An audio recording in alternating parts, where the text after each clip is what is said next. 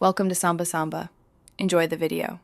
You start by matching the monitor's native resolution exactly. Look up the panel spec, plug a capable display port or high-speed HDMI cable, and force the output to that pixel count. Once done, make sure the OS display setting shows the exact numbers rather than a scaled approximation. This step matters because LCDs map sharpness to physical pixels. Mismatched resolution blurs edges. Do this now before any color or sharpening tweaks, so every subsequent change builds on a true pixel-perfect baseline. Next, lock GPU output and OS scaling to that native resolution. Open your graphics control panel and confirm the monitor sees the correct refresh rate and pixel clock.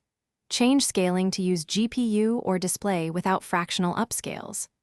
Once set, disable any integer or fractional upscaling that softens pixels and enable clear type or the OS equivalent so text renders crisply. These steps matter because the GPU and OS must cooperate. Otherwise, they insert resampling that destroys. Finally, fine-tune the monitor controls and troubleshoot any remaining softness. Use the monitor's sharpness or overdrive control conservatively. Too much creates halos, too little leaves softness. Calibrate brightness and contrast, and run a factory reset if things look wrong after changes. If you still see blur, swap the cable or port and update GPU drivers.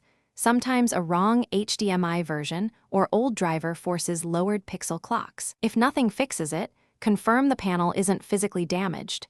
Then consider service.